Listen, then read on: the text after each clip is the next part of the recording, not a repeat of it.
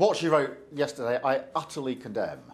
And I said we would tear out anti-Semitism by its roots. I meant it, and that's why we acted so swiftly yesterday.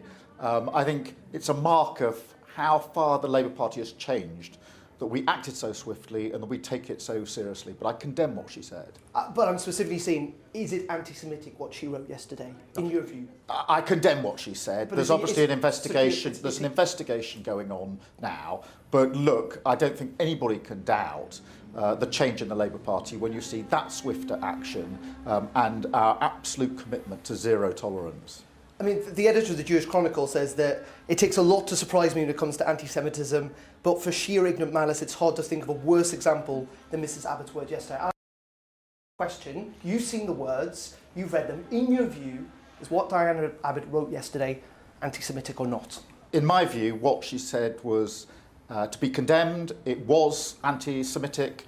It's absolutely right that we acted as swiftly as we did. That's the change that you've seen in the Labour Party. But do I condemn what she said? I absolutely condemn what she said. Do I want to show the Labour Party takes this seriously and acts very quickly? Yes, I do, and that's why we acted as swiftly as we did yesterday. So if you say you've got a zero-tolerant approach to all of this, and you've just said it is anti-Semitic, surely she cannot stand as a Labour candidate at the next election? Well, as you know, there's an investigation going on at the moment. For what reason, though? There's an investigation going on at the moment. That's the right thing. The whip has been suspended. That was done very, very swiftly, and I have condemned what she said, along with many other people. But what's the purpose of the investigation? I mean, you've read her words, you've judged it as anti-Semitic. What's this investigation to find out she's apologised? Surely she cannot stand as a Labour candidate if you've got a genuine zero-tolerance approach. I think everybody understands that there has to be an investigation in every case, and nobody has said to me there shouldn't be an investigation. What they want to see is a Labour Party that demonstrates by its actions that it's changed, that it does have zero tolerance, and that's why we acted as quickly as we did yesterday. Okay, just very finally on this, how disappointed are you that yet again here we are today talking about anti-Semitism, racism within the Labour Party? Of course I'm disappointed. We should be talking about the cost of living today. There are many people today who can't afford the basic food they need or their energy bills. That's what we should be talking about. So of course I'm disappointed that we're talking about anti-Semitism. Let's move on. Let's talk about another really serious situation today in Sudan. Yeah. Do you think the government's doing enough to evacuate British citizens there? First, let me acknowledge it's a really difficult and fast-moving situation in Sudan. And let me also pay tribute to our troops and the work they've done to bring our diplomats out, again, in very, very difficult circumstances. There is a huge concern about British residents who are there and need to be helped to get out of Sudan. I do urge the government to do everything that they can to help those remaining in Sudan. We've heard some of their voices in the last 24 hours. But look, I do acknowledge it's a really difficult situation, and we will support the government in any action they are able to take.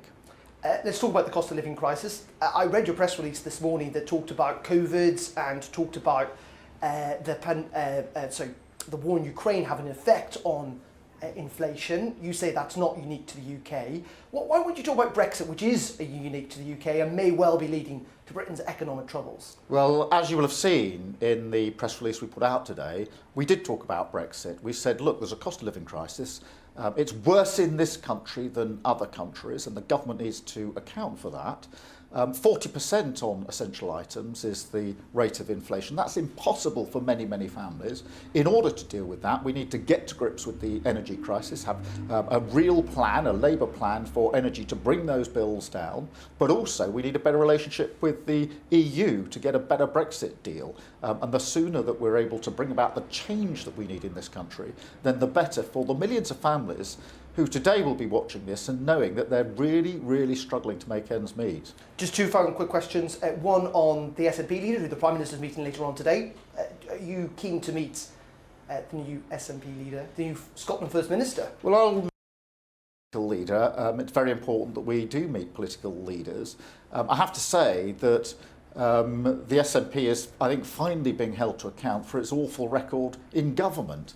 And they're collapsing in on themselves. So I'll be interested to know how the meeting with the Prime Minister goes later on today. But at a basic level, of course, we should speak to all political leaders. And just very finally, Len Goodman has died this morning, somewhat of a national treasure.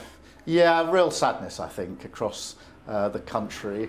Mr. Strictly in many respects, and they're in our living rooms for a very, very long time on a Saturday night. I think across the country there'll be a genuine and heartfelt sadness at this turn of events.